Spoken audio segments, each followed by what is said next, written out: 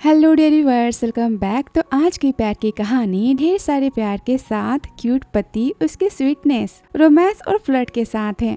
काश ऐसा पति मुझे भी मिल जाए। वीडियो पसंद आए तो like, subscribe, comment and share. तो चलिए देखते हैं। कहानी की शुरुआत होती है जहाँ पर जियांगशी अपने मॉम और डैड के साथ में ब्लाइंड डेट पर आई होती है। डैड कहते हैं, फुजियान तुम्हारा बचपन का दोस्त है और तुम तो हमेशा उसे परेशान करती थी ना।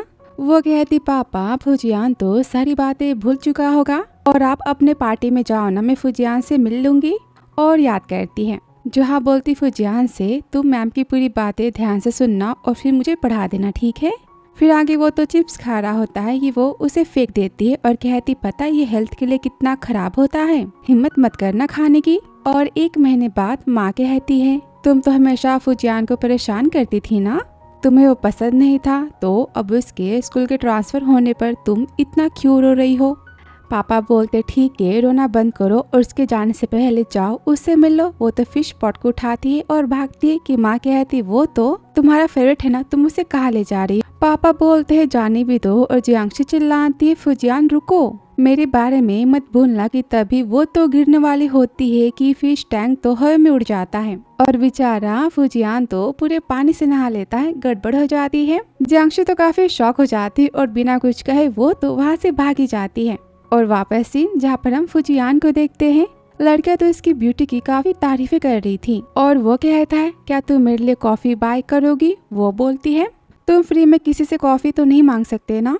फुजियान बोलता है, क्या तुमने मुझे पहचाना नहीं। वो बोलती, तुम्हें बस कॉफी पीनी है ना, ठीक है मैं तुम्हें कॉफी पिला ही देती हूँ। और किसी अमेरिकन कॉफी को वो तो ऑर्डर करती है। फुजियान तो अपने कूल से स्टाइल में कॉफी को पीता कि तभी वो तो कॉफी को ही मुंह से गिरा देता है। तुरंत अपने पर्स को हटाती। वो कहता है, ये क्या था, इतना ज्यादा कड़वा। वो कहती, मैं बताना भूल गई थी, मैंने तुम्हारे लिए तो सबसे कड़वी कॉफी इस होटल की ऑर्डर की थी। और यहाँ पर हंसने लगती है कि तभी वो तो अपने मॉम डैड को देखती है और कहती, वेटर ये बिल पे करेंगे। फुजियान कहता है, क्यों। जियांगशी बोलती है, तुमने मुझे कॉफी की पार्टी दी थी ना, इसलिए। जाती है कि वेटर बोलता है, सर आपका बिल। और जियांगशी कहती, पापा आपने इतनी ड्रिंक क्यों की। वो बोलते, तुम्हें मुझे थैंक यू बोलना चाहिए। पता है मिस्टर फैंग ने कहा था कि अगर मैं उनसे ड्रिंक करने में जीत गया ना तो फिर फुजियान तुम्हारा पति बन जाएगा। वो बोलती है, क्या फुजियान, वो भी मेरा पति। तभी फुजियान तो उनकी बातें सुनता है। माँ कहती, जियांगशी मैंने उसकी कार देखी, काफी एक्सपेंसिव थी और वो तो काफी टॉल, हैंडसम और कितना ज्यादा अच्छा दिख रहा था। पता है उसकी कंपनी तो इस साल टॉप में आई है। वो कहती, क्या फुजियान लंबा और हैंडसम।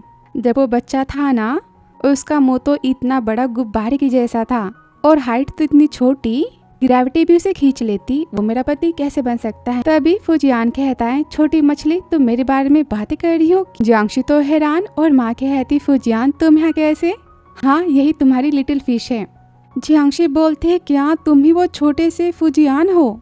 फुजियान बोलता है, अंकल आंटी आज से मैं तो जियांगशी का बॉयफ्रेंड हूँ। माँ कहती, हाँ ये तो बहुत ही अच्छी बात है। कि जियांगशी कहती, माँ इतनी जल्दी आप हाँ कैसे बोल सकती हो। माँ कहती, अरे इसमें बुराई क्या है, तुम दोनों पहले एक दूसरे को अच्छे से जान लो। जान कहता है, अंकल आंटी मुझे जियांगशी की हेल्प चाहिए, मैं तो बोर्ड से अभी भी चाइना वापस आया हूँ ना, मेरे पास तो घर नहीं है कोई अच्छा सा। मैंने सुना है कि जियांगशी तो मेन सिटी में ही रहती है ना। जियांगशी कहते, रुको तुम्हारे कहने का मतलब क्या है। फुजियान बोलता है, मेरा कहने का मतलब कि तुम मेरे घर खोजने में मदद तो कर ही सकती हो ना। माँ कहती, ऐसे कैसे हो सकता है, जियांगशी तुम्हारा तो बहुत ही बड़ा घर है ना, उसमें 2 बेडरूम तो है ना, और वो तो वैसे भी खाली पड़ा है, तो फिर ठीक है फुजियान तुम्हारे साथ रहेगा अभी के लिए। डैड कहते, गुड आइडिया। जियांगशी कहती, माँ मैं एक अकेली लड़की किसी मैन के साथ में कैसे रह सकती हूँ। तभी फुजियान तो रोती हुई आवाज बनाने का नाटक करता है। कहता है, अंकल आंटी जियांगशी तो बिल्कुल सही कह रही है ना, मैं तो भरोसे के लायक नहीं हूँ, जाने दो मैं किसी रोड पे ही रह लूंगा। और रोता है। मम्मी पापा जियांगशी को डांटते, बोलते फुजियान के मॉम डैड को हम तो तुम्हारे बचपन से जानते, वो कितने अच्छे पड़ोसी है हमारे, और फुजियान कोई बाहर वाला तो नहीं है ना। वो तो काफी खुश हो रहा था और कहता है, अंकल आंटी आपने बिल्कुल सही कहा, अकेली लड़की का बाहर रहना तो सेफ नहीं होता, बट डोंट वरी मैं जियांगशी को पूरी तरह से सपोर्ट करूंगा, उसकी केयर करूंगा। अगले दिन वो तो अपने अपार्टमेंट में फुजियान के साथ जाती है कि वहाँ की आंटी कहती है, जियांगशी तुमने इसे एक रात में कितने के लिए खरीदा।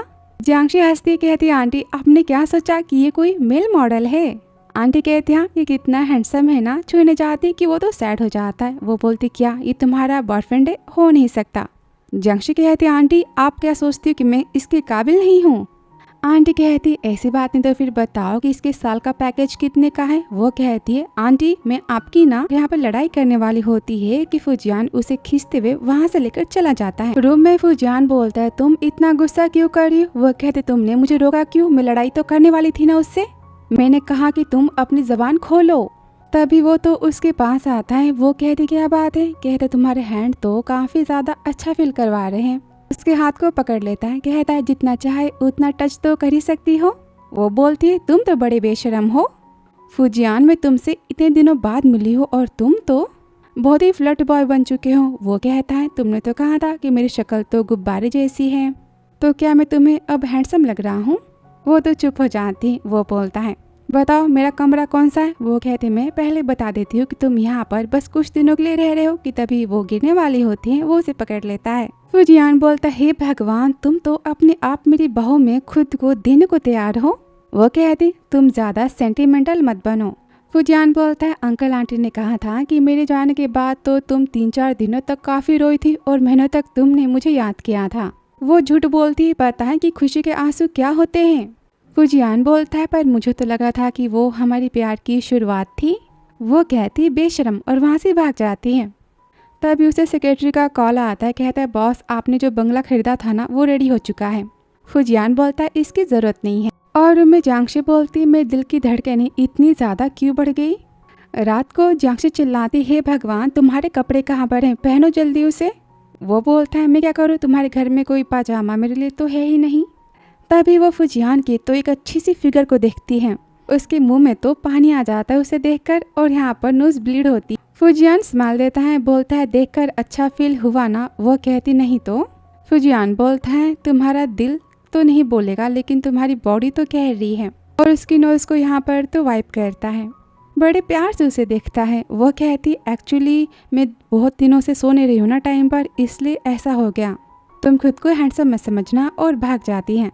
फूजियान तो बड़ा खुश हो रहा होता है। फिर अगली सुबह बोलता है इतनी जल्दी क्या है। वो कहती पता है तुम्हें। जियांशी बोलती पता है तुम्हें आज मेरी कंपनी में तो हैंडसम मैन के गॉड आ रहे हैं भगवान, और मैं सबसे पहले उनसे मिलना चाहती हूँ और अपने प्लान के बारे में सारी बातें बताऊंगी। वो बोलता है क्या भगवान लड़कों के, तुम्हारा कोई बॉयफ्रेंड है क्या। वो कहती नहीं वो मेरा बॉयफ्रेंड तो नहीं है, पर सुना है कि वो तो बहुत ही ज्यादा हैंडसम है, बहुत ही टैलेंटेड है, एजुकेटेड है और 18 साल की उम्र में उसने फिश नाम से एक बुक लिखी थी जो कि आज तो काफी ट्रेंडिंग पर है। ऑफ कोर्स वो तो मेरा सपनों का राजकुमार है। अब फूजियान तो काफी खुश होता है। वो समझ जाते हैं सारी बातें तो जियांशी उसकी कर रही है। जियांशी को नहीं पता था कि फूजियान ही उसका नया बॉस है। जियांशी कहती ठीक है मेरा टाइम वेस्ट मत करो और वहाँ से चली जाती है। फूजियान से कहता है कमाल है, मैं किसी का सपनों का राजकुमार हूँ। आगे वो अपने सेक्रेटरी के साथ में मीटिंग्स की बातें करते जाता है कि वो रोड की साइड में तो जियांशी को देख लेता है। बोलता है कार में आ जाओ, मैं भी तो वहाँ पर ही जा रहा हूँ ना।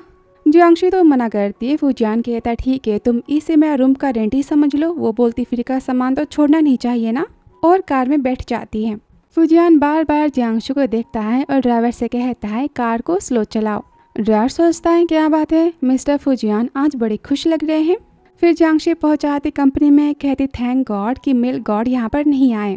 बोलती कलीग से पता है आज का मेरा सबसे बड़ा गोल क्या है, उस मेल गॉड से हैंडशेक करना, फिर उनका ऑटोग्राफ अपने फोटो पे लेना। तभी फूजियान कहता है तुम तो बड़ी एक्साइटेड हो। फूजियान को देखकर लड़कियां तो काफी शौक हो जाती और जियांशी बोलती तुम यहाँ पर क्या कर रहे हो, मैं अपना काम करने जा रही हूँ। मैनेजर बोलता है मिस्टर फिश आ गए। जियांशी कहती सॉरी बॉस ये मेरा दोस्त है, मैं इसे अभी यहाँ से भगा देती हूँ, इसे नहीं पता था ना। मैनेजर कहता है रुको। जियांशी सोचती फूजियान तुमने खुद ही मुसीबत को बुलाया है।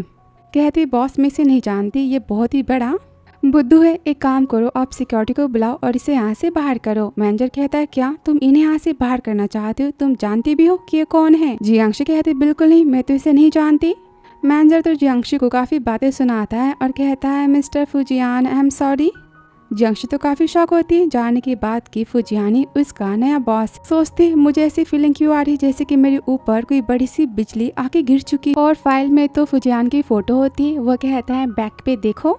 लिखा होता है लिटिल फिश, मैं उम्मीद करता हूँ कि तुम आज रात को अपने राजकुमार के यानी कि मेरे सपने देखोगी। वो तो काफी गुस्सा हो जाती है, फाइल पटकती है। सब कहते क्या हुआ? वो कहती कुछ नहीं। फुजियान बोलता है मैंने सुना था कि मिस जियांगशी मुझसे हाथ मिलाना चाहती थी ना। जियांगशी सोचती फुजियान मैं तुम्हें आज रात घर पे तो नहीं छोड़ने वाली। कि मैनेजर बोलता है जियांगशी तुम कह रही थी ना कि तुम इनकी बहुत ही बड़ी फैन हो, तो ठीक है हैंडशेक करो। वो कहती हाँ हाँ, और फुजियान तो उसके हाथ को नहीं छोड़ता। तभी वहाँ पर शेनझाओ आती, उसकी कलीग, और सोचती लड़की हमेशा हर चीज में मुझसे आगे हो जाती है। फुजियान के पास जाती, कहती हेलो मैं हूँ शेनझाओ। कि वो तो हाथ मिलाने से मना कर देता है। तभी सेक्रेटरी हैंडशेक करता है, कहता है सॉरी मिस्टर फैंग को ना क्लीननेस बहुत ही ज़्यादा पसंद है। वो सोचती इसने मुझे डर्टी कहा। और तभी मैनेजर यहाँ पर अनाउंस करता है कि मिस्टर फुजियान को हमारी कंपनी का प्लान तो काफ़ी ज़्यादा पसंद आया है। हम सब तो स्टार प्लान के कंसेप्ट पर ही काम करेंगे। जियांगशी सोचती ये प्लान तो मेरा वाला है ना, पर मैंने बॉस को सबमिट तो किया नहीं था ना, लगता है कि शिनी ने किया होगा। और बोलती शिनी थैंक यू, मैं तुम्हें पार्टी दूंगी। मैनेजर कह रहे तो फिर मैं इनवाइट करता हूँ इस प्लान के हेड को, वो हम सबको अपनी स्पीच देगी। और यहाँ पर शेनझाओ खड़ी होती, कहती mister Fujian thank you so much मेरे काम के बारे में तारीफ करने के लिए। सुनते जियांगशी गुस्सा होती, कहती ऐसा कैसे हो सकता है, तुम मेरे प्लान के क्रेडिट को कैसे ले सकती हो? सब बोलते इसका मतलब कि शेनझाओ ने जियांगशी के प्लान को चुराया था। शेनझाओ तो शिन को इशारा करती, वो बोलती है जियांगशी तुम ऐसा कैसे कर सकती हो, ये प्लान तो शेनझाओ का था और तुम इसे चुराने के बारे में बात नहीं कर सकती। और हमें पता चलता है कि शिन ने ही शेनझाओ को चुरा के जियांगशी के प्लान को दिया था। बोलते तुम मुझे प्रॉमिस करती हो ना कि मेरा प्रमोशन हो जाएगा। वो कहते डोंट वरी, तुम जियांगशी की सेक्रेटरी हो ना, कोई फर्क नहीं पड़ता, तुम्हें यहाँ की हेड सेक्रेटरी बना दूंगी। मेरे पापा ने कहा था कि प्रोजेक्ट मिलने के बाद वो तो मुझे प्रोजेक्ट की डायरेक्टर बना देंगे और मैं तुम्हारा प्रमोशन कर दूंगी। वापस शिन कहती जियांगशी मुझे पता है कि तुम बहुत ही कैपेबल हो, पर तुम किसी काम को चुराने की बातें नहीं कर सकती। जियांगशी बोलती कैसी बातें कर रही हो, तुम तो जानती हो ना कि मैंने इस प्रोजेक्ट पे कितनी मेहनत की थी, अपना काम मैंने तुम्हें दिखाया था और तुम ऐसा कैसे बोल सकती हो। वो कहती मैं तुम्हारी बेस्ट फ्रेंड हूँ, पर मैं झूठ में तुम्हारा साथ तो नहीं दे सकती। अब तो शेनझाओ काफी प्राउड फील करती है और सब यहाँ पर जियांगशी के बारे में बातें करते, कहते कि जियांगशी कितनी झूठ है। शेनझाओ कहती मिस्टर फुजियान इस तमाशे के लिए आई एम सॉरी। मैनेजर तो गुस्सा होता है और जियांगशी को जॉब से निकाल देता है। तो फुजियान कहता है स्टॉप। वो कहता है सर क्या बात है। वो बोलता है सबको अपनी बेगुनाही को प्रूफ करने का मौका तो मिलना चाहिए ना। जियांगशी बोलती मैं हमेशा अपने प्लान का बैकअप तो बना के रखती हूँ और मेरे पास तो अपने काम की दूसरी कॉपी है। यूएसबी ड्राइव को दिखाती है। मैनेजर कहता है तुम कहो। शेनझाओ कहती मेरे पास भी है। जियांगशी बोलती शिन तो मेरी दोस्त, मैं तुम्हें आखिरी मौका देती हूँ, तुम सबके सामने सच को बता दो। वो कहती है मैं कुछ नहीं जानती और पेन ड्राइव को स्टार्ट करती कि सब देखते उसमें तो शेनझाओ और शिन जियांगशी के प्लान को चुरा रहे होते। उनकी बातें सब तो सुन लेते हैं कि वो चिल्लाते वीडियो को अभी कभी बंद करो। जियांगशी बोलती देखा आप सबने, मेरी पुरानी आदत है हमेशा सिक्योर रह के चलने की। मैंने अपने केबल के पास ना एक छोटा सा मॉनिटर लगाया था जो कि सबकी वीडियो रिकॉर्डिंग को करता है। मेरी टेडी में था वो कैमरा। अब यहाँ तो जियांगशी सबके सामने शेनझाओ की अच्छी खासी इंसल्ट करती। ये देखकर फुजियान यहाँ पर काफी हंसता है। शेनझाओ कहते शिन ने मुझे सारी प्लान के बारे में बताया था, उसने किया मैंने कुछ नहीं किया। मैनेजर तो काफी गुस्सा होता है और शिन को जॉब से निकाल देता है। और जब बात शेनझाओ की आती है जियांगशी कहती मैं जानती हूँ कि इसके डैड तो इस कंपनी के वाइस प्रेसिडेंट हैं, तो इसका मतलब कि आप इस काम चुराने वाले की साइड हो ना, कुछ नहीं कहोगे उसे। मैनेजर कहता है जियांगशी कैसी बातें कर रही हो, चुप रहो। कि फुजियान तो क्लैपिंग करता है, कहता है मिस जियांगशी के बातों में तो पॉइंट है, उसने जो कहा वो तो होना चाहिए ना। और शेनझाओ के यहाँ से जॉब से वो तो निकाल ही देते हैं। आगे सेक्रेटरी कहता है बॉस मिस जियांगशी ने तो इस मैटर को काफ़ी अच्छे से सॉल्व कर लिया ना। वो कहता है हाँ, वो तो हमेशा परेशानी में गिरती रहती पर खुद को वहाँ से वो तो निकाल ही लेती है। याद कर पर जियांगशी कहती उसके क्लासमेट से आज के बाद तुम क्लास में फुजियान को डिस्टर्ब नहीं करोगे, समझे तुम। वो तो डर जाता है। फिर फुजियान के चिप्स को फेंकती, कहती इसे मत खाना। और उसके जाने के बाद वहाँ पर वो तो फ्रूट के जूस को लाके रख देती है। घर पर जियांगशी के पापा कहते इस फिश को टच मत करना, इसमें जियांगशी की तो जान है। लेकिन वो जब सिटी छोड़ के जा रहा था जियांगशी तो उसी फिश पॉट को उसके लिए लेकर आ रही थी। ये बातें सोचकर वो तो काफी खुश होता है। फिर आगे शिन तो जियांगशी से माफी मांगती है, बोलती मैंने जानबूझ के तो नहीं किया ना, मैं तुम्हारी दोस्त हूँ। वो कहती कभी नहीं, तुमने जब मुझे धोखा दिया था तब से हमारी दोस्ती खत्म हो चुकी थी। मैं माफ नहीं करूंगी। तभी फुजियान कहता है तो घर चले। शीन फुजियान को देखकर तो हैरान होती है। फिर फुजियान बोलता है तुम्हारा मूड तो काफी खराब है। वो कहती हाँ हाँ पर तुम तो खुश हो ना। वो कहता है क्यों। वो बोलती तुम मुझसे रिवेंज लेना तो चाहते थे ना, क्योंकि मैं हमेशा तुम्हें बचपन में कितना परेशान करती थी, तुम तो यही सोचते हो ना। वो बोलता है मैं यहाँ पर बस अपने मम्मी पापा की बातों को पूरा करने आया हूँ और तुम्हारा बॉयफ्रेंड बनने आया हूँ। वो कहती मतलब कि तुम मुझसे रिवेंज लेना नहीं चाहते। वो बोलता है मैं तुम्हारा बॉयफ्रेंड बनना चाहता हूँ। अभी रिवेंज कैसे हो सकता है। याद करता है जहाँ पर उसके डैड कहते हैं फुजियान तो खाने में बिल्कुल नखरे नहीं करता। जियांगशी के डैड कहते फुजियान को देखकर तो जियांगशी हर वेजिटेबल्स को खाती है। और यहाँ पर इन दोनों की शादी की बातें होते हैं कि जियांगशी उसे खींचते हुए लेकर जाती और कहती कान खोल के सुन लो, मैं तुमसे शादी नहीं करूंगी। तुमने हाँ कहा ना तो मैं तुम्हारे 32 को तोड़ दूंगी। ये बातें सोचकर वो तो काफी खुश होता है और कहता है जियांगशी मिस्टर शाह ने मुझे कंपनी की तरफ से हॉर्स राइडिंग में इनवाइट किया है तो फिर चलो। वो कहती बिल्कुल नहीं। फिर आगे वो तो पहुंच आती और कहती फुजियान तुम बहुत ही बड़े धोखेबाज हो। याद करती जहाँ पर फुजियान तो मिस्टर शान को मैसेज करता है। वो कॉल करते जियांगशी को और कहते हैं तुम्हें मिस्टर फुजियान के साथ तो जाना पड़ेगा और ये मेरा ऑर्डर है।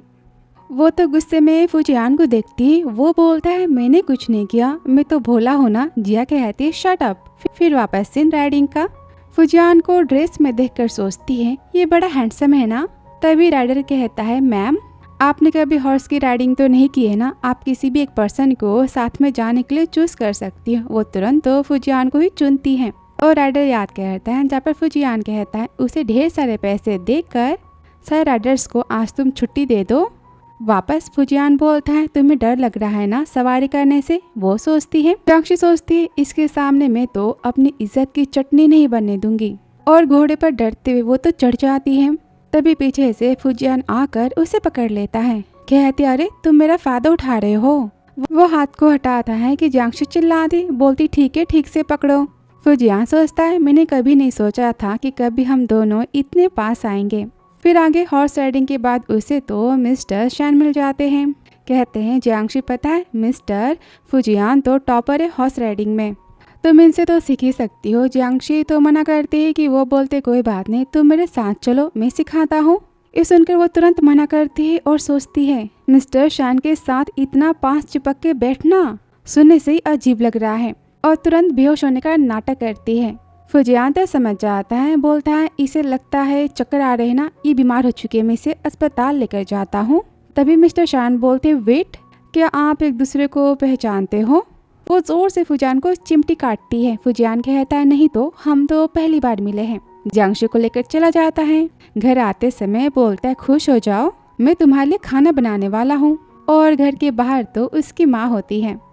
फिर वो फुजियान और जियांगशी को साथ में देखती है और फिर फुजियान से कहती है तुम तो अब तक जियांगशी के हाथ को भी नहीं पकड़ पाए। वो कहता है माँ बस 2 दिन तो हुए ना, उससे मुझसे प्यार तो हो ही जाएगा। माँ कहती बेटा प्यार एक जंग होती है, अब देखो मैं क्या करती हूँ। तभी जियांगशी पानी लेकर आती है। आंटी कहती तुम कितनी बड़ी हो चुकी हो, कितनी प्यारी हो। मैंने सुना है कि तुम फुजियान के साथ में काम करती हो ना। वो कहती हाँ ये मेरा सीनियर है। कि फुजियान बोलता है नहीं माँ मैं इसका रोल मॉडल हूँ, राजकुमार हूँ। वो तो गुस्से मुँह से देखती है, बेचारा चुप हो जाता है।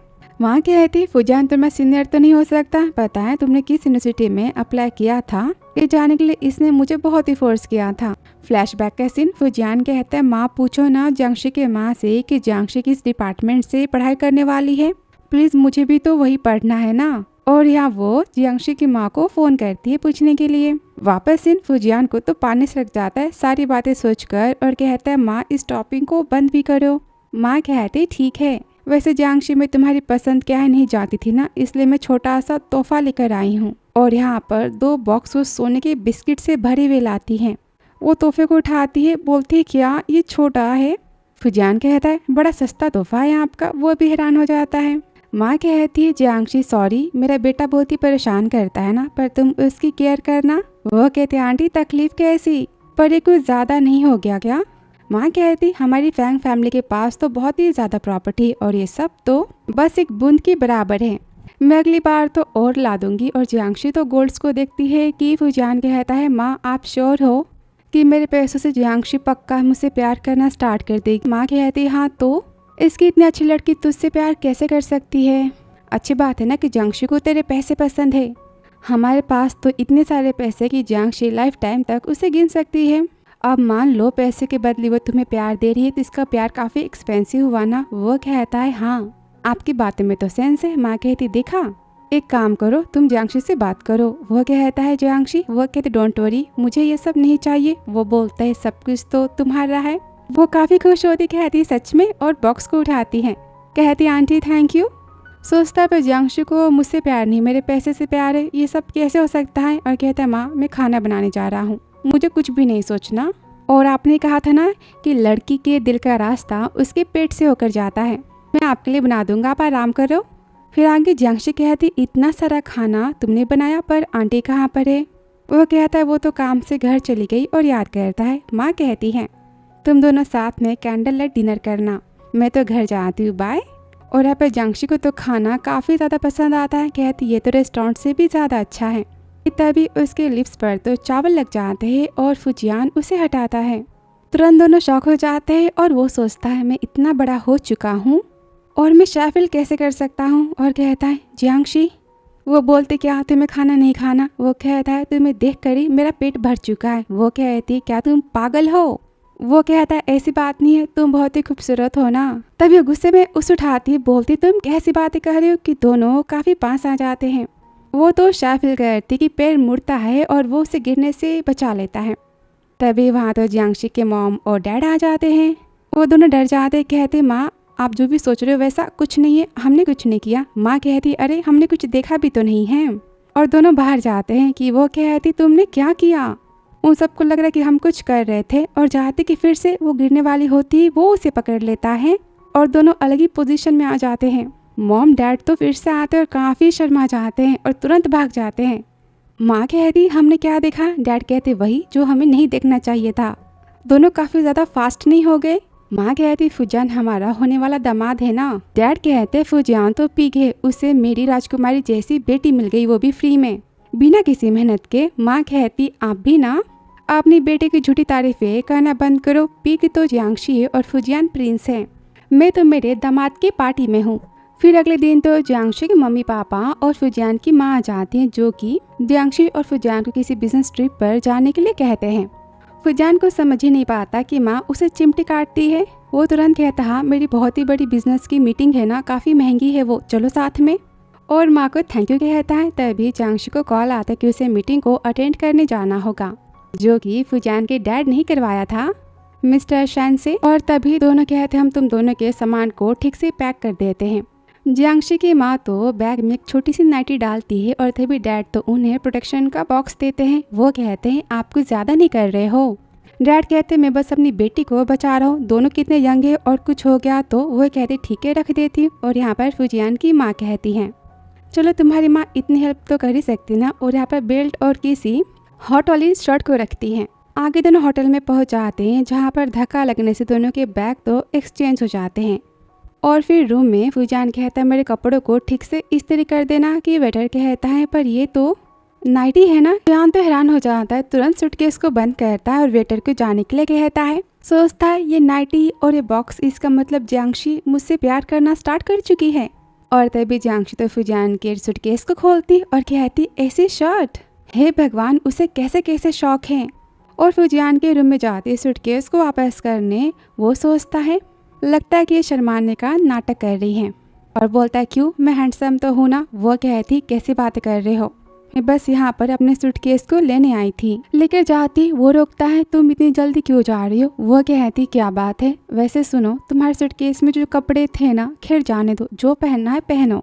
तभी वो सूटकेस को ओपन करता है और शर्ट को देखता है। कहता है अब ये क्या है। अच्छा तो जियांशी चाहती कि मैं इसे पहनूं उसके लिए।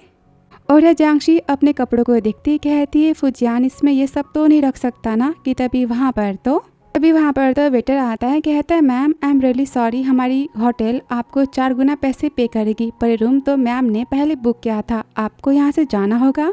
फिर वो तो जाती फुजियान के पास और कहती क्या मैं तुम्हारे साथ आज रात रह सकती हूँ। और डोर को ओपन करती वो तो काफ़ी हैरान हो जाती है फुजियान के कपड़ों को देखकर और चिल्लाती ये क्या है, कि इतने बेशरम हो तुम। वो कहता है पर तुमने तो मुझे कहा था इसे पहनने के लिए। वो कहती मैंने कुछ नहीं किया और तभी दोनों को अपनी माँ का मैसेज आता है कि तुम्हारे सूटकेस में हमने आज रात की सारी तैयारियां तो कर दी, पर प्लीज हाँ सेफ रहना। बेचारा फुजियान तुरंत डोर को बंद करता है। फिर वो जाते अपनी बिजनेस की मीटिंग वाली पार्टी में, जहाँ पर वो कहती मैंने सूटकेस में कुछ नहीं देखा। वो कहता मैंने भी वो नाइटी वाली छोटी ड्रेस नहीं देखी। डन। और कुछ घंटे के पार्टी के बाद तो जियांगशी काफी टल्ली हो चुकी होती है। कहती मुझे और पीना है, मैं तो सबको हरा दूंगी। वो कहता है बस करो और शांति से रूम में चलना। अभी वो फुजियान को पकड़ती बोलती बॉय कितना ज्यादा हैंडसम है, देखो आज से तुम बस मेरे हो। वो कहता है चुप रहो। जियांगशी कहती आज रात के लिए मैं तुम्हें तो बुक करती हूँ। वो कहता तुम ना मरवाओगी। उसे उठाकर लेकर जाता है कि तभी सिक्योरिटी पुलिस को कॉल करता है। कहता है कोई यहाँ पर इनलीगल काम कर रहा है। होटल रूम में जियांगशी तो फुजियान को पकड़कर किस करना तो स्टार्ट ही कर देती है। बोलती कितना शर्माते हो, मैंने तुम पर अपने पैसे खर्च किए, तुम्हें तो मुझे सेटिस्फाई तो करना होगा ना। वो कहता है अच्छा तुम जानती हो मैं कौन हूँ। वो कहती हाँ तुम बहुत ही हैंडसम बॉय हो। उसके ऊपर आ जाती और यहाँ पर तो नॉन स्टॉप किसिंग दोनों की तो स्टार्ट ही हो जाती है। और फुजियान भी काफ़ी मूड में आ जाता है कि तभी वहाँ पर तो पुलिस आ जाती। कहती आपको हमारे साथ चलना होगा। जियांगशी कहती मैंने इसे पैसे पे किए हैं। फिर आगे पुलिस स्टेशन में पुलिस वाला कहता है पैसों के लिए तुम खुद को बेचते हो, पता नहीं सब कुछ इनलीगल है, तुम वहाँ पर क्या कर रहे थे। फुजियान कहता है मैं कुछ कर ही तो नहीं पाया, आप आ गए थे ना। वो कहते हैं बकवास बातें बंद करो और बताओ उस लड़की से तुम्हारा क्या रिश्ता है। वो कहता है मैं उससे प्यार करता हूँ, उसे पाना चाहता हूँ। पुलिस कहता है मतलब कि तुम उसका पीछा कर रहे हो।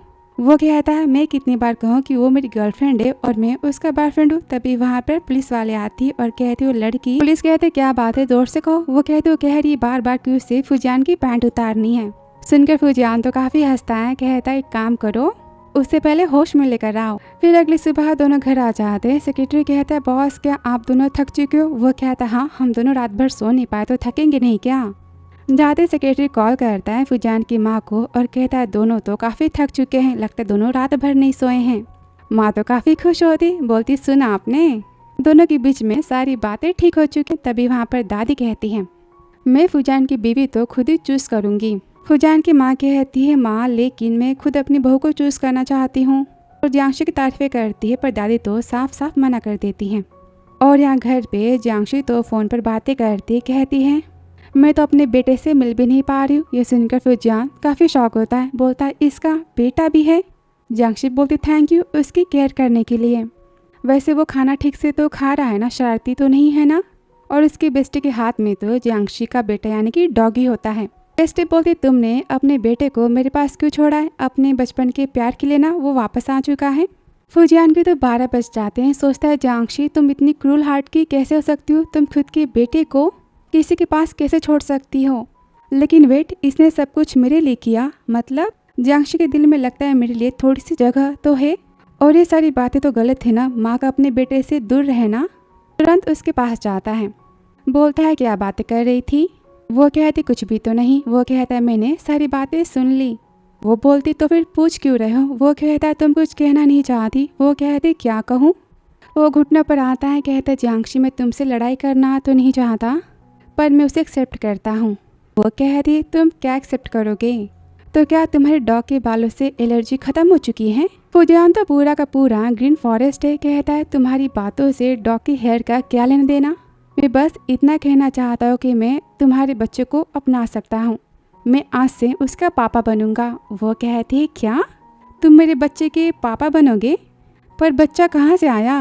वो कहता है तुम अभी कह रही थी ना, एक मिनट, कहीं बच्चा तुम डॉग के बारे में बातें कर रही थी क्या। वो यहाँ पर हंसती है, कहती हाँ मैं अपने डॉग को अपना बेटा मानती। वो तो काफ़ी ज़्यादा एम्बैरस फील करता है और वो काफ़ी हंसी जाती, कहती डोंट वरी मैं इसके बारे में किसी को नहीं बताऊंगी। अब फुजियान यहाँ पर बहुत सारी हिम्मत को जुटाता है और जाते जियांगशी को वो तो किस कर देता है। जियांगशी काफ़ी हैरान, बोलता है छोटी मछली मैं तुमसे प्यार करता हूँ, इतना ज़्यादा प्यार करता हूँ कि तुम्हारे किसी और के साथ बच्चे होने के बाद भी मैं तुम्हें एक्सेप्ट कर सकता हूँ। तो क्या तुम मुझसे थोड़ा सा भी प्यार करती हो तो प्लीज़ मुझे बता देना। और तकिए को देकर वहाँ से वो तो चला जाता है। रूम में आती तो काफ़ी डर जाता है, कहता है मैंने ये क्या किया, इतना ज़्यादा मैं कैसे बोल पड़ा, उसने मुझे मना कर दिया तो मैं क्या करूँगा, बातें स्लोली करनी थी ना। लेकिन कोई फर्क नहीं पड़ता, उसने मना किया तो मैं फिर से उसे मना लूंगा। और जियांशी तो अपने और फुजियान की सारी बातों को याद करती हैं, उनकी बचपन की बातें, पहली मुलाकात और सारी बातें। तभी वो न्यूज़ को देखकर तो काफ़ी गुस्सा हो जाती और फुजियान के पास जाती हैं। जाती वो तो उसे एक पंच मार देती हैं बेचारे की आइस पर। वो कहता है तुम गुस्सा क्यों कर रही हो, ठीक है मना करना है तो मना कर दो, तुम हमेशा लड़ाई झगड़े पर क्यों उतर आती हो। वो जोर से उसे खींचती लेकर जाती है, कहती खुद से देख लो। न्यूज़ होती फैंग फैमिली के बेटे मिस्टर फुजियान की शादी तो लिन शुई से होने वाली सगाई की न्यूज़ होती है। वो कहता है मुझे नहीं पता। वो बोलती गुस्से में तो फिर तुम मुझे बाहर वाली बनाना चाहते हो। फुजियान कान खुल के सुन लो, अगर तुम इस दुनिया के सबसे रिच मैन हुए ना, फिर भी मैं अपना पति किसी से भी शेयर करना पसंद नहीं करती। वो कहता है हनी मुझे सच में नहीं पता। वो तो गुस्सा हो जाती है, जोर से डोर को बंद करती, बेचारे की नोज पे लग जाती है। गोल्ड की सूटकेस को लाती कहती मैं जा रही हूँ इसे आंटी को वापस करने और तुम मेरे घर से आज ही आज निकल जाना। वो कहता सच्ची मुझे कुछ नहीं पता इसके बारे में। वो नहीं सुनती, आगे बस में वो कहती मुझे इतना गुस्सा क्यों आ रहा था।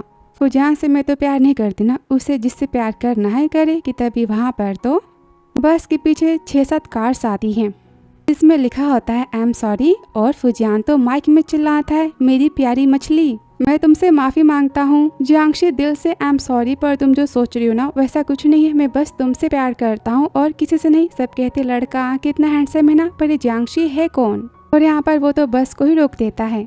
बस में आते कहता है मैं तुमसे सच में बहुत ही ज़्यादा प्यार करता हूँ, मैं कैसे प्रूफ करूँ। तुम मुझे माफ़ करो ना, मैं तुम्हारे साथ में शॉपिंग पर जाना चाहता हूँ, पिक्चर देखना चाहता हूँ, खाना बनाना चाहता हूँ, यहाँ तक कि मैंने तो हमारे बच्चे भी प्लान कर लिए हैं। सब कहते हाँ ये सब कितना रोमांटिक है ना, और मेरा दिल भी यही कह रहा था। फुजियान तो सपनों वाला हस्बैंड है। वो बोलता है तुम मेरे साथ चलो, मैं तुम्हें सारी बातें एक्सप्लेन कर दूंगा। जियांशी बोलती ठीक है, मुझे तुम्हारी बातों पर पूरा भरोसा है। वो उसे गले लगाता है, सब यहाँ पर क्लैपिंग करते हैं। और यहाँ घर पे दादी को तो बातें पता चलती है कि फुजियान की होने वाली बीवी ने तो फुजियान की माँ से गोल्ड लिया है। वो तो गुस्सा करती, कहती लड़की तो बहुत ही बड़ी लालची है। कि तभी वहाँ पर तो जियांशी और फुजियान आते और जियांशी तो गोल्ड को वापस करने की बात करती है। माँ तो उसे लेने से मना करती है कि दादी काफी गुस्सा करती, बोलती मैंने कहा कि अभी कभी से उठाओ और ले जाकर मेरे कमरे में रख दो। जियांशी कहती मुझे पैसों में कोई इंटरेस्ट नहीं, और यहाँ पर सूटकेस तो वांगमा को दे देती है। वांगमा सोचती मिस्टर फुजियान की वाइफ कितनी जेंटल और कितनी काइंड है ना, मुझे इनकी तो केयर करनी पड़ेगी फ्यूचर में। और यहाँ पर वो खाना खाने की बात करती है। दादी को जियांशी तो बिल्कुल पसंद नहीं आती, और यहाँ पर फुजियान तो जियांशी को अपने हाथों से खाना खिला रहा होता है और फुजियान के डैड भी फुजियान की माँ को खिला रहे होते हैं। ये देखकर वो तो काफ़ी गुस्सा होती हैं, बोलती तुम दोनों तो जोरू के गुलाम बन चुके हो। फुजियान कहता है दादी ज़माना कहाँ से कहाँ जा चुका है, और बीवी की हेल्प करने से कोई बीवी का गुलाम थोड़ी ना हो जाता है। सुनकर दादी को तो गुस्सा आता है और जियांशी को मारने जाते कि फुजियान तो स्पून को ही रोक लेता है और कहता है दादी जो प्रॉब्लम हो आप मुझसे बात कर सकती है, पर जियांशी से आप दूर रहना। डैड कहते माँ बस बहुत हुआ। माँ कहते किसी को भी अपने बड़े की केयर बिल्कुल नहीं है। मैंने बोला ना कि फुजियान की शादी किसी अमीर घराने की अमीर बेटी से होगी, इस लो क्लास लड़की से तो बिल्कुल नहीं। और जियांशी की फैमिली की वो तो काफी बुराया करती है और बात को ना मानने पर जान देने की तो बात करती है। जियांशी कहती मैं जानती हूँ कि आप मुझे पसंद नहीं करती, तो फिर ठीक है हम शर्त लगाते हैं, अगर कल की पार्टी में कोई लड़की मुझसे ज़्यादा अच्छी हुई ना तो फिर मैं फुजियान से शादी नहीं करूँगी। दादी बोलती तुम अपनी बातों को याद रखना। फुजियान कहता है मैं नहीं मानता इससे। जियांशी क्यों अपनी अच्छाई को प्रूफ करे, मैं जियांशी से प्यार करता हूँ और मैं जानती हूँ कि जियांशी मेरे लिए बेस्ट है। जियांशी बोलती डोंट वरी, मैं सारी बातें संभाल लूँगी। और यहाँ पर दादी तो जियांशी को नीचा दिखाने का प्लान बनाती अपनी मेड के साथ में। घर पे जियांशी कहती क्या बात है। फुजियान बोलता है तुमने दादी को प्रॉमिस किया, वो तो बस मरने का नाटक कर रही थी। वो कहती हाँ पर तुम तो जानते हो ना कि मैं कभी नहीं हारती। वो कहता है पर तुमने तो कहा था ना कि दादी जीत गई तो फिर तुम फैंग फैमिली में शादी नहीं करोगी। वो तो हंसती बोलती हाँ मैंने फैंग फैमिली में शादी करने से मना किया था, पर तुमसे तो नहीं ना। एक काम करना, तुम फैंग फैमिली से बाहर आ जाना, मेरे साथ रहना। वो कहता ये तो काफी अच्छा आइडिया, एक काम करता हूँ मैं एक नया घर खरीद लेता हूँ फिर से। वो कहती है भगवान तुम भी ना कितनी जल्दबाजी में रहते हो। तभी वहाँ फुजियान की माँ तो ढेर सारे पार्टी के लिए महंगे कपड़े मंगवाती। फुजियान को तो एक भी पसंद नहीं आता, कहता है ऐसे कपड़े दिखाओ ना जिससे पूरी बॉडी कवर हो जाए। माँ कहती एक काम करो तुम जियांशी को ना ब्लैंकेट से कवर कर दो, पागल, इसे फैशन कहा जाता है, तुम्हें नहीं पता। तभी वो एक ड्रेस लेकर आता है जो कि जियांगशी को तो काफी ज्यादा पसंद आती है। पार्टी के दिन सब तो जियांगशी की ब्यूटी की काफी तारीफें करते हैं और वहाँ पर तो शिन झाओ भी आई होती है और सब तो जानबूझकर जियांगशी के सामने जाकर फ्रेंच में बातें करते हैं। शिन झाओ कहती है ये तो पैसों के लिए फुजियान के बेड पर सोई थी, इसलिए तो इसके पास इतनी महंगी ड्रेस आई है। ये सुनते जियांगशी तो उसकी लगाई देती है और फ्रेंच में बोलती है फुजियान मेरा मैन है, मैं जो चाहे उसके साथ कर सकती हूँ। और यहाँ पर फुजियान बोलता है दादी से मैं आज सबके सामने अपने और जियांगशी के रिश्ते के बारे में बताने आया हूँ। और यहाँ जियांगशी कहते मैंने कहा कि मैं रास्ता छोड़ो। उसके जाते ही शिन झाओ कहती है फुजियान की दादी ने कहा था कि जो भी जियांगशी की पार्टी में इंसल्ट करेगी ना वो तो फैंग फैमिली की बहू बनेगी। अब सुनने के बाद तो सब रेडी हो जाते हैं और वही इन सब की गिरने वाली नौटंकी यहाँ पर चालू हो जाती है। गेस्ट तो बातें बनाते सब कुछ देख कर कि जियांगशी तो दूसरे को नीचा दिखाती है। जियांगशी कहती हाँ मैंने इसे नीचे गिराया तो तुम क्या कर लोगे, कि मिमी कहती है तुम मुझसे माफी मांगो। तभी शिन झाओ कहती ये तो जी फैमिली की छोटे घर की बेटी है ना, इसे क्या पता कि पार्टी में बिहेव कैसे किया जाता है, ये तो हम अमीर लोगों से जेलस तो होगी ना। उसकी काफी इंसल्ट करती है और जियांगशी के माफी ना मांगने पर वो तो उस पर वाइन फेंक देते हैं। उसे मारने जाते कि वहाँ पर फुजियान चिल्लाता है स्टॉप और यहाँ पर वो तो जियांगशी को वाइप करता है, कहता है तुमने कितने टाइम से हिल्स पहनी, तुम्हारे पैरों में दर्द होगा ना। और यहाँ पर उसे फ्लैट शूज पहनाता है। सब कहते हैं जियांगशी लगता है कि फैंग फैमिली की होने वाली बहू है, देखो ना मिस्टर फुजियान उसकी कितनी केयर कर रहे हैं। और शिन झाओ सोचती है इसने इतने अमीर मैन को फंसा कैसे लिया।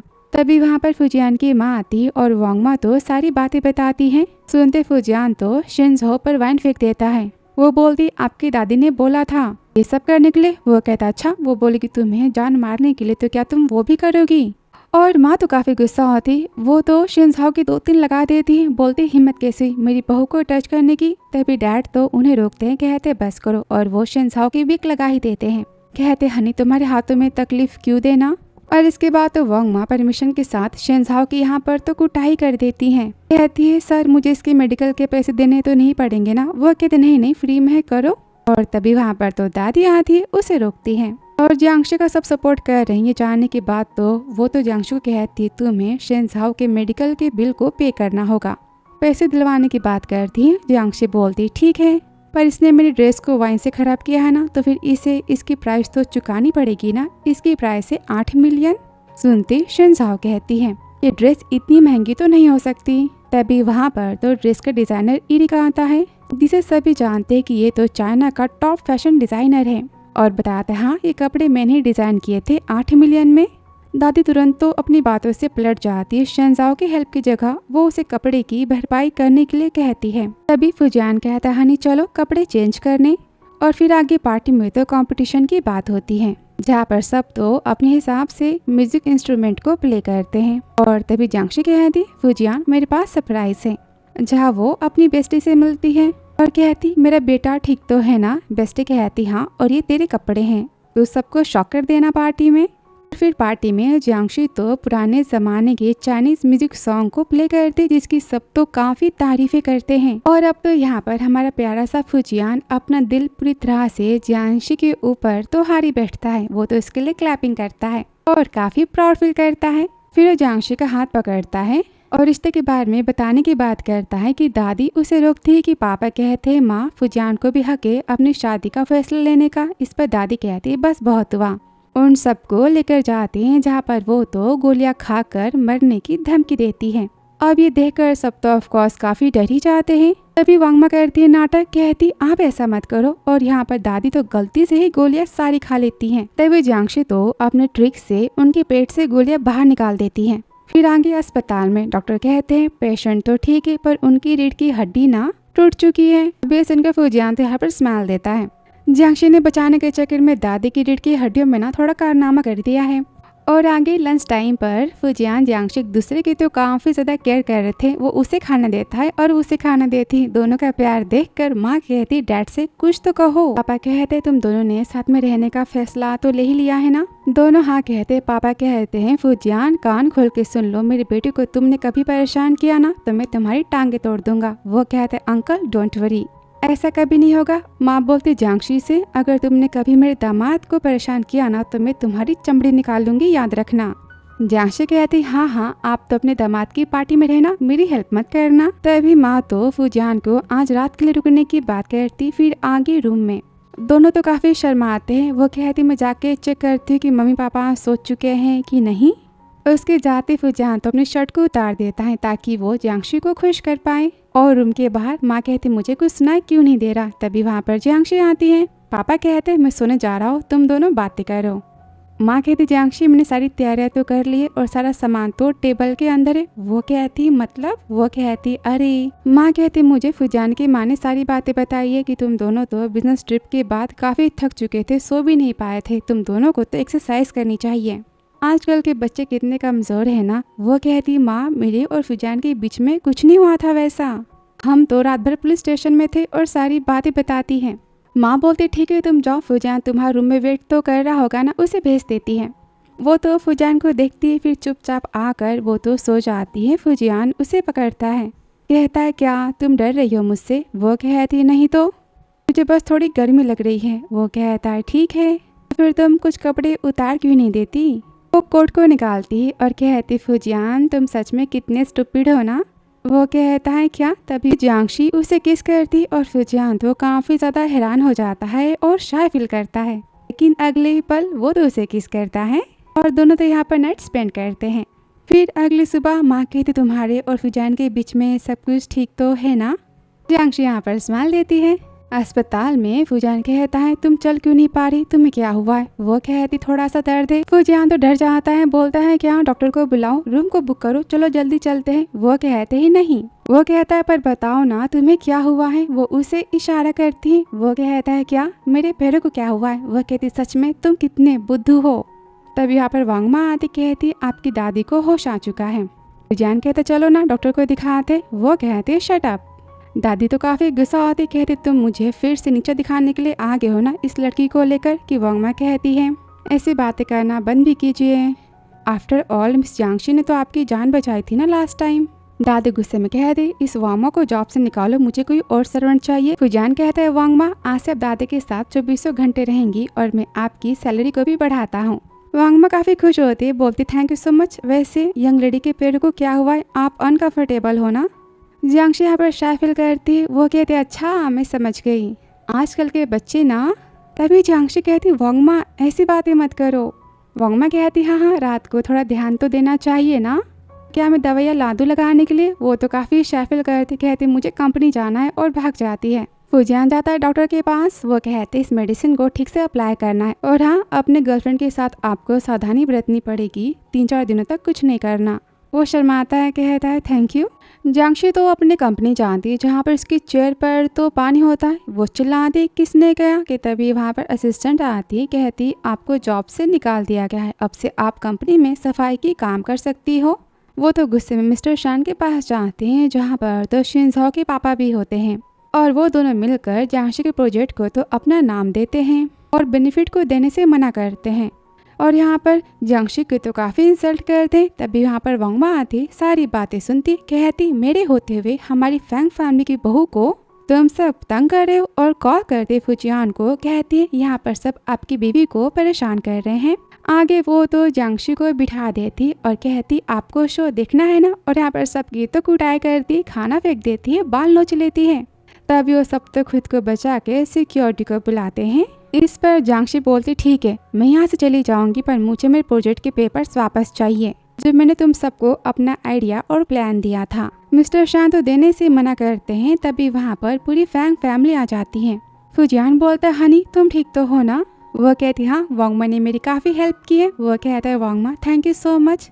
जियांशी कहती और तुम सब तो मेरी काफी इंसल्ट कर रहे थे, अब कहो, अब तुम सब वही बातें कहो मेरे पति के सामने कि तुम क्या बोल रहे थे। वो सब तो काफी डर जाते और यहाँ पर तो फैंग फैमिली से माफी मांगते, पर फूजियान तो माफ करने से मना करता है और सारे कॉन्ट्रैक्ट्स को डील्स को यहाँ पर तो कैंसिल करता है। पार्किंग के एरिया में शाओचान तो अपने पापा से मिलती है और बताती है कि उसे तो जियांशी के ड्रेस के 8 मिलियन पे करना है और जियांशी तो मिस्टर फूजियान की होने वाली वाइफ है। ये सुनकर वो तो काफी गुस्सा जाते, उसे लगाए देते, कहते तुमने पहले मुझे क्यों नहीं बताया इसके बारे में, तुम्हारी वजह से अब हम तो बैंकरप्ट होने वाले हैं। शिनझाओ के तो होश उड़ जाते हैं। घर पर फुजान कहता है जाके तुम नहा लो। वो सोचती क्या ये फिर से आज रात को करना चाहता है। कहती मुझे नहीं नहाना और क्यों ना आज हम अलग रूम में सोए। वो बोलता है ऐसे कैसे हो सकता है, तुम थक चुकी हो ना तो फिर ठीक है मैं तुम्हारे नहाने में हेल्प करता हूँ। उसे उठा लेता है गोद में। उसे किस करने वाला होता है। जियांशी कहती मैं खुद से नहा सकती हूँ और चली जाती। फिर वो तो जियांशी का रूम में वेट करता है। बोलता है इतने घंटे हो चुके वो अब तक क्यों नहीं आई। बाथरूम के पास जाता है कि जियांशी की चिल्लाने की आवाज सुनता है। वो कहता है जियांशी तुम ठीक तो हो ना। वो कहती हाँ बस थोड़ा सा पैर स्लिप हो गया था। वो उसे उठाकर रूम में लेकर आता है, ड्रेस उठाता है। वो कहती अभी नहीं। वो कहता है मतलब। वो कहती मैं अनकंफर्टेबल फील कर रही हूँ ना। वो कहता हाँ मुझे पता है इसलिए तो मैं तुम्हारी हेल्प करना चाहता हूँ। जियांशी बोलती फुजान मैंने मना किया ना। वो कहता है पर हमारी शादी तो होने वाली है। वो बोलती पर हमने कल ही तो किया था ना, फिर से करेंगे, मैं बहुत ही थक चुकी हूँ। वो कहता है कैसी बातें कर रही हो, अस्पताल गया था मैं तुम्हारे लिए मेडिसिन लाई है, मुझे उसे ही बस लगाना है। जियांशी हैरान बोलती इसलिए तुम मुझे नहाने के लिए कह रहे थे। वो कहता है हाँ तो फिर मैं इसे लगा देता हूँ। जियांशी बोलती मैं खुद कर सकती हूँ। वो कहता है नहीं। उसे पकड़ता है। बोलता है तो क्या तुम मुझे मना कर रही हो, ऐसा क्या है जो मैंने नहीं देखा तुम में। वो तो काफ़ी शर्माती है। आधी रात को जियांशी उसे नींद में पकड़ लेती है। वो काफ़ी खुश होता है। अगली सुबह जियांशी बोलती मेरी चप्पल यहाँ से कहाँ गई। तभी फुजियान आता है, कहता है चलो। वो कहते हैं मैं खुद से तो चल सकती हूँ। वो कहता है मैम आपके जल्दी से ठीक होने के लिए मैंने डिसाइड किया है कि आप कोई भी काम नहीं करोगी और चलोगी भी नहीं। उसे गोद में उठा लेता है। वोंगमा कहती मैंने आपकी सारी पसंद का खाना बनाया है, यंग मास्टर ने मुझे कॉल करके बुलाया स्पेशली। वो कहती इतना सारा नाश्ता काफ़ी टेस्टी बना है। और ऑफिस जाने के लिए फुजियान तो जियांशी को टाई चूज करने के लिए कहता है। वो उसे पहनाती कि तभी उसके नेक को वो तो टच कर लेती है। वो बोलता है तुम बेटर फील कर रही हो ना। वो कहती हाँ 2 दिन तो हो चुके हैं। वो उसे पकड़ता है, कहता है मैं कुछ ट्राई करना चाहता हूँ। वो बोलती क्या हो गया। फुजियान बोलता है तुमने ही तो पहले आग लगाई थी ना, अब तुम्हें इसे बुझानी तो होगी ना। और यहाँ पर उसे किस करता है। इनका प्यार तो चालू हो जाता है। फिर शाम को सब तो फुजियान और जियांशी से मिलने घर आते हैं। दोनों की शादी की बातें करते हैं। वो कहती हाँ मैंने देखा है कि फुजियान ने जियांशी के ऊपर तो अपनी पूरी किताब भी लिखी है और यहाँ पर काफी खुश होते। तभी वहाँ पर फुजियान आता है। बोलता है आप सब यहाँ कैसे। पापा कहते फुजियान तुम काम पर नहीं गए। तभी जियांशी आती है, गलती से बोल देती दोनों कल रात को ठीक से सोए नहीं थे ना, इसलिए हम फिर से सोने के लिए हमने आज छुट्टी ले ली। सोचती है भगवान मैंने क्या कह दिया। वोंगमा तो यहाँ पर हंसती, कहती कोई बात नहीं, मैंने आप दोनों के लिए स्पेशल टॉनिक तैयार किया है। और जियांशी कहती फुजियान ये सारी गलती तुम्हारी, मैंने मना किया था ना। वो कहता पर तुमने ही तो सच कहा ना। अब सब तो फुजियान और जियांशी को प्राइवेसी देने के लिए वहाँ से बहाना मार के चले जाते हैं। जियांशी तो फुजियान को डांट लगाती है, बोलती सारी गलती तुम्हारी, अब वो हमारे बारे में क्या सोचेंगे। वो कहता है क्या फ़र्क पड़ता है, मैं तुमसे प्यार तो करता हूँ ना। और यहाँ पर सूप को पीता है, कहता है काफ़ी डिलीशियस है। जियांशी उसे पीते कहती हाँ काफ़ी ज़्यादा। कि तभी फुजियान को तो नोज ब्लीडिंग होती है और वो बेहोश हो जाता है। फिर आगे अस्पताल में डॉक्टर कहता है आपको उनकी केयर करने की काफ़ी ज़रूरत है। दादी उनकी बातें सुनती। वो कहती तो क्या फुजियान की बीमारी को हम ठीक नहीं कर सकते। डॉक्टर कहते इसका कोई इलाज तो नहीं है। दादी काफ़ी खुश होती है, बोलती फुजियान को कोई बहुत ही बड़ी बीमारी हो चुकी है। जियांशी बोलते डॉक्टर ने कहा कि वो तुम्हें डिस्चार्ज कर देंगे। फुजियान इसके हाथों को पकड़ता है, कह रहा है तुम कितनी डर गई थी ना। वो कहती हाँ तो मैं शादी से पहले विधवा बनना तो नहीं चाहती। फुजियान तो यहाँ पर शादी करने की बात करता है, बोलता है अगर मुझे कुछ हो गया तो उसके बाद पूरी प्रॉपर्टी तुम्हारी तो हो जाएगी ना। वो कहती ऐसी बातें मत करो, मैं तुम्हें कुछ होने नहीं दूंगी। वो कहता है हाय मेरी वाइफ ही मुझसे कितना प्यार करती है ना। दोनों की लवी डवी बातें। तभी वहाँ पर फुजियान का कजन आता है, कहता है तुम काफ़ी खूबसूरत हो, ठीक है तुम मेरे साथ में तो रह ही सकती हो। फुजियान गुस्से में कहता है ज़बान संभाल के बात करो वरना। कजन कहता है अब तो मैं फैंग फैमिली का ऑनर बनने वाला हूँ, तो फिर तुम अपनी बकवास बातें बंद रखो। जियांशी बोलती लगता है तुम्हारी कजन का दिमाग का स्क्रू ना खुल चुका है। कजन गुस्से में बोलता है तुम होते कौन हो मुझसे ऐसी बातें करने वाली तुम्हारी। तो ये सुनते फुजियान तो अपने कजन की कुटाई करना स्टार्ट कर देता है। वहाँ पर तभी ग्रैंडमा आ जाती है अपने बेटे के साथ में। वो बोलता है ले जाओ अपना कचरा यहाँ से वरना मुझसे बुरा कोई नहीं होगा। दादी बोलती लड़ाई करना बंद करो, आफ्टर ऑल हम तो फैमिली है ना और तुम्हारे अंकल आंटी हैं। फुजियान कहता दादी आप कभी हमारे साथ तो खुश नहीं रहती, तो फिर ठीक है आप अपने बेटे और बहू के साथ में जाके क्यों नहीं रहती। वो बोलती मैं जानती हूँ कि तुम मरने वाले हो, इसलिए तुम अपनी प्रॉपर्टी अपने कज़न के नाम कर दो। कजन कहता हाँ जल्दी करो, वरना प्रॉपर्टी मिलने के बाद मैं तुम्हें 1 रुपया भी नहीं दूंगा, न ही तुम्हारे इलाज के पैसे दूंगा। तुम्हारी मैं कुटाई कर दूंगा। और साथ में तुम्हारी गर्लफ्रेंड की। फूजान गुस्से में उसके फिंगर्स को मोड़ता है, बोलता है हिम्मत कैसी हुई मेरी वाइफ को उंगली दिखाने की। कजन तो माफी मांगता है, दादी उसे छुड़ा लेती है। फूजान कहता है अगर मैं मर भी गया ना तो भी मेरी प्रॉपर्टी की हकदार तो बस मेरी वाइफ होगी और कोई नहीं। तभी वह भागते मम्मी पापा आते हैं, बोलते हैं कोई बात नहीं, डरो मत, हम सब तुम्हारे साथ है ना, कोई भी बीमारी हम उसका इलाज तो करवा ही देंगे। जियांशी कहती अंकल आंटी डोंट वरी, फूजान को तो कुछ नहीं हुआ है। दादी बोलती मैंने सारी बातें सुनी थी, तुम झूठ मत कहो। फूजान को ऐसी बीमारी हुई है जिसका कोई इलाज तो नहीं है। अंकल आंटी भी यहाँ पर फूजान की मरने की बातें बोलते काफी उल्टा सीधा कहते हैं। दादी कहती सारी प्रॉपर्टी मेरे पोते हाव को ही मिलनी चाहिए। फूजान से काफ़ी अच्छा और कैपेबल है, उसकी काफ़ी तारीफें करती हैं। फूजान के मॉम और डैड को घर से निकालने की बात करती हैं। अंकल आंटी कहते हैं कोई बात नहीं, हम तुम्हें एक छोटा सा घर तो दे ही सकते हैं ना। ये सुनती माँ को तो काफ़ी शौक लगता है। तभी जियांशी कहती माँ को संभालो, उन सबको वहाँ से जाने को बोलती, पर वो सब तो जाने से मना करते हैं। और यहाँ पर उल्टा उसका कज़न तो फूजियान पर हाथ उठाने जाता है। तभी जियांशी तो बीच में आ जाती है और उसके कज़न को उठा के वो तो पटकी देती है। सब तो शौक हो जाते हैं जियांशी की पावर को देखकर। जियांशी चिल्लाती हिम्मत भी मत करना मेरे पति को टच करने की, वरना मैं किसी को नहीं छोड़ूंगी। फूजियान के पापा कहते वेल डन बहू। वहाँ पर तो डॉक्टर आते हैं। जियांशी कहती आप इनको सारी बातें समझा दो। डॉक्टर कहता है मिस्टर फूजियान मैं आपको डिस्चार्ज करता हूँ। दादी बोलती सुना तुम सबने, फूजियान की बचने की उम्मीद नहीं है। वो कहता है कैसे बातें कर रही हो आप, मिस्टर फूजियान तो एकदम हेल्दी और फाइन है। दादी बोलती इम्पॉसिबल, तुमने तो कहा था ना कि फूजियान की बीमारी का कोई इलाज नहीं है। जियांशी कहती हाँ फूजियान को हीमोफोबिया है और वो ठीक नहीं हो सकता, पर किसी बातों से डरना बीमारी तो नहीं ना। मम्मी पापा तो काफ़ी खुश हो जाते हैं। जियांशी कहती और हाँ आप फूजियान की प्रॉपर्टी के बारे में मत सोचना, मेरी और फूजियान की शादी होने वाली, उसके बाद तो मेरे 3 बच्चे होंगे और सबके नाम से फू ग्रुप की प्रॉपर्टी होगी। माँ तो यहाँ पर काफ़ी तारीफें करती है अपने बेटे बहू की। इस पर पापा कहते हैं ठीक है, अगर आपको आपका बेटा ईद नहीं पसंद है तो आप इनके साथ में जाके रह सकते हो, मुझे कोई परेशानी नहीं है। आगे फूजियान और जियांशी की तो ऑफिशियली शादी हो जाती है। मॉम डैड वहाँ पर तो डरते हुए आते हैं, कहते फूजियान को क्या हुआ, तुम ठीक तो हो ना। कि जियांशी बोलती सारी बातें ठीक है, आपका दामाद भी ठीक है, इसे बस हीमोफोबिया है। माँ कहती मेरी जान में तो जान आ गई, पर तुम सब सच तो कह रहे हो ना। फूजियान कहता ठीक है मैं आपको भरोसा दिलाता हूँ और यहाँ पर जियांशी को उठाता है, उसे जोर से घुमाता, कहता देखा आपने मैं कितना फिट एंड फाइन हूँ। तो यहाँ पर रोना बंद करते हैं। दादी तो अपने बेटे और बहू के घर पर आ जाती है, बोलती खाने में बस ये बंद से। वो कहती हाँ खाना खाओ वरना यहाँ से जा सकती हो।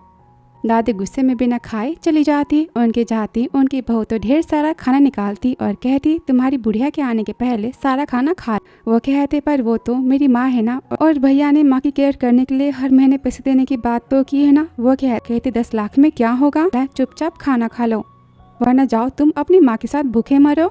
और घर पर शादी की खुशी में तो पार्टी हो रही थी। फूजियान और जियांशी खाना बनाते हैं।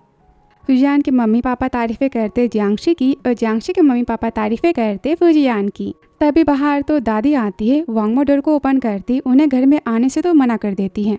जानती दादी फिर से उन सबको इमोशनली ब्लैकमेल करने के लिए आई है और कहती कोई नहीं, बाहर तो बस एक भिखारी था, मैंने भगा दिया। फूजियान और जियांशी की तो मस्ती चालू होती। वो सोचती हैं फैंग फैमिली को तो बस हैप्पी रहना चाहिए। और रात को जियांशी दादी को तो घर के बाहर देखती, फिर वो उन्हें अस्पताल लेकर जाती हैं और अस्पताल में दादी को अपनी बातों का तो काफी पछतावा होता है। और आगे 1 साल बाद जियांशी की गोद में एक प्यारा सा बच्चा होता है। फूजियान तो खाना बना रहा होता है, तभी वो रोती। वो कहता है रोना बंद करो, एक काम करो मुझे दो इसे। देखा मेरे गोद में आते कितनी शांत हो गई। जियांशी सोचती बचपन में जब तुम दूर चले गए थे ना, मैं काफी रोई थी, सोचा था अब तुम मुझे कभी नहीं मिलोगे और ना ही मेरा पहला प्यार मुझे मिलेगा, लेकिन देखो तुम मुझे मिल ही गए ना। तो फिर आपने फूजियान के प्यार को 10 में से कितने पॉइंट दिए, और ड्रामा पसंद आया हो तो फ्लावर्स और हार्ट सेंड करते जाना। फूजियान की तरह पति मिलना और इतनी प्यारी फैमिली मिलना कितनी नसीब की बात है ना। ऐसा प्यार करने वाला ससुराल मिल जाए तो फिर लाइफ में क्या चाहिए। माना वो कोई अरब पति ना हो, बस एक प्यारा सा पति हो। चलिए तो मिलती हूँ आपसे फिर से किसी प्यारे से ड्रामा में। Thanks for watching dear.